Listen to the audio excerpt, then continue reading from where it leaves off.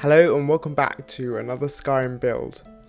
Today I have a particularly interesting one lined up for you, as it's a build that takes advantage of a couple of mods, which effectively allows you to become a warlord with a retinue of warriors at your command. The two mods in question are the multiple follower framework and the build your own noble house mod, both of which will be linked in the description below. You'll also be wanting the immersive armors mod for the armour, and I'll include the link for that as well. Now, onto this character's backstory. Who is he, and how did he gain command over an expansive fortress, and the respect of the swords who follow him into battle? The Warlord is a Nord, who was born and brought up in Rorikstead. He had a rather agrarian but happy childhood, helping his parents on their plot of farmland for part of the day, and playing at soldiers in the evening with his childhood best friend, Eric. Both of them entertained the idea of one day leaving Rorikstead and roving around Skyrim as adventurers, though neither had the means to do so. As both entered their adolescence, this childhood fantasy grew into something of an obsession, and both were training in close quarters combat with staves for a couple of hours each night. Such is the unforgiving nature of Skyrim's landscape that their training, informal as it was put to the test in a manner that even the adventure-starved youths balked at. It was the 31st of Evenstar, and the village was, like much of Skyrim, celebrating the end to another year. The alcohol flowed like water, and just as plentiful was the good cheer. The festivities, though, rendered the usually sleepy two-horse village even sleepier, and this was taken advantage of by a group of enterprising bandits who had recently set up camp nearby. A group of them entered the village, torches out and steel drawn, the mood amongst the villagers turning from elation to fear in an instant. Brandishing their weapons, the bandits demanded food and any other valuables in the village, against the cost of the villagers' lives and homes. Attacking on the last night of the year was a masterstroke, but the bandits had not accounted for the two individuals being absent, and rather more sober than the rest of the village. Our protagonist and Eric managed to slip away and to grab their staves, usually used only for sparring against one another. Now they hurled themselves at the bandits from out of the gloom, taking them entirely by surprise. Our protagonist was able to crack the skull of the first bandit with a powerful swing of his stave, casting it aside in favour of the sword of his crumpled adversary. With this show of defiance, the bandits' hold over the villagers was broken. Ale bottles were thrown at the bandits, or smashed and used to stab at the invaders. Others resorted to using their fists. The bandits were fighting for some plunder, but the villagers surged forward with the zeal that can only be gained by fighting for one's life. At this point, our protagonist turned to face the bandit leader. He decided to strike first and strike fast, before his adversary's greater combat experience asserted itself. His first two slashes were parried with contemptuous ease. Our protagonist feigned a third strike, but angled his blade downwards at the last minute, catching the bandit leader on the wrist. The bandit dropped his sword, and was barely able to register a look of surprise before his throat was cut.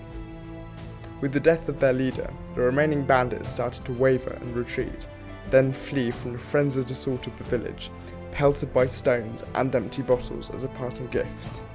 This incident, if anything, strengthened the resolve of the two friends, now that their mettle had been tested in battle.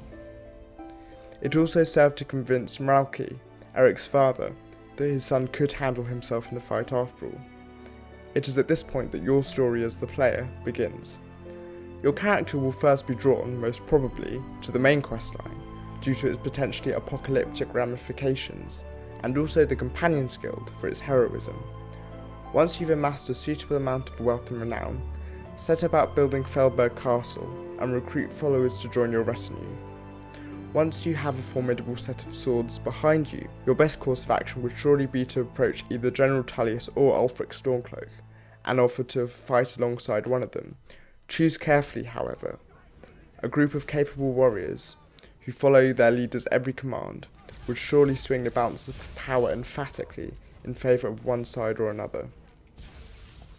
Alright, so the stat spread for this build is going to be half health and half stamina, with your main skills being one-handed and block, and your secondary skills being heavy armour and smithing. As for your gear, you're going to be wearing the Vanguard plate armour from the Immersive Armours mod.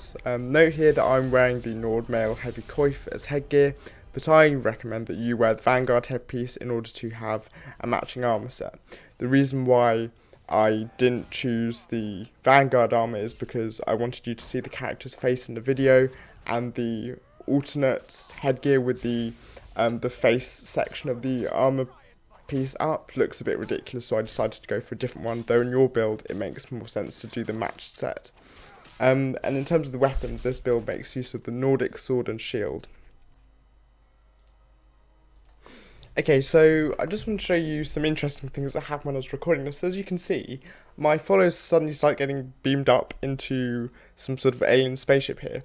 So I go up to see what the fuss is about. I defy Newton's laws of gravity myself, and I just go up and have a little chat with Ithgard the Unbroken. Like, she's clearly broken the laws of physics here, and so this is greatly, I needn't tell you as a commander, like a military commander, this is a greatly disconcerting thing to happen. So I'm just up here chilling at this point, and then I kind of look up, and you know, it's just really surreal. Like, she's just like levitating here, and then moving on, we can see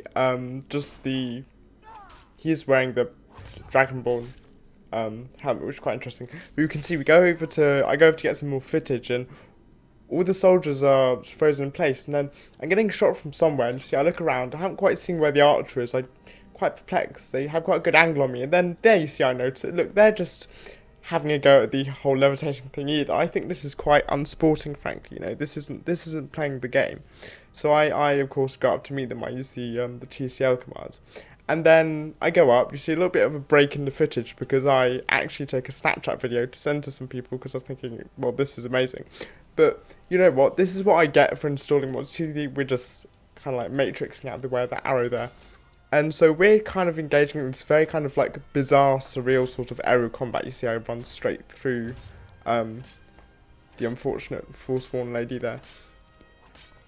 And then, well,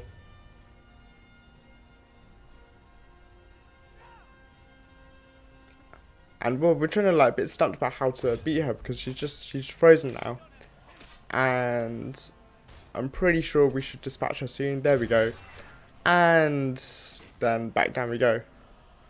Ooh, crikey, didn't mean to look up there. And so yes, now I'm going to turn collisions back on. And as you can see, the Forsworn soldier over here is equally afflicted by the stand still, do nothing glitch. So see, I go into the mine.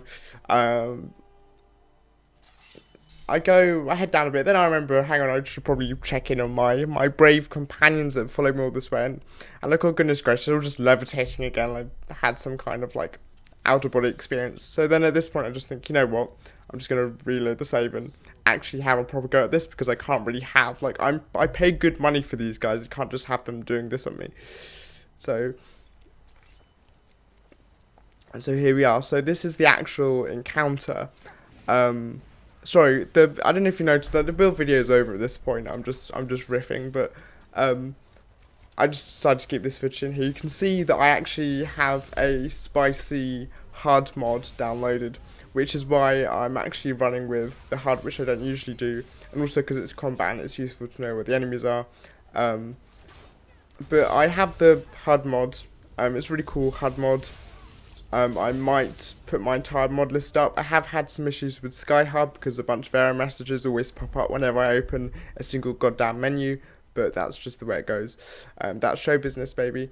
That's what you get when you play mostly vanilla Skyrim for years, and then all of a sudden you decide to download a bunch of mods, and then people start levitating and all sorts of weird business starts happening, and you don't really know what to do. I was having a conversation with a friend of mine, and he was saying how much he dislikes Skyrim mods, and then I sent him the video of the Forsworn people levitating, and I think he felt quite vindicated in his opinion. So we go into Cold Scale Mine. I'm probably going to have a brief look behind me just to make sure that my companions aren't doing up to their usual tricks, but I actually have a decent amount of confidence in him. So you can see here, I know that guy's going to be there, but I actually bash him about 5 feet away. And here's a good tactic for dealing with difficult enemies like the Forsworn. When you're basically commanding a group of soldiers, you bash them out the way, then you just step back and let your guys deal with it. I have a competent group of warriors here, and oh goodness, you can see What's-His-Face is fighting What's-His-Face is Atrax. This is a bit of inter-party drama here. Thank you very much for watching. I hope you enjoy this build if you choose to try it out. I do get comments occasionally with people telling me that they've tried my builds and they've done even a playthrough of my builds, and honestly I find it flabbergasting that someone would go to that effort, but that's seriously amazing. But yeah, thank you very much for watching, and I shall see you next time with another video.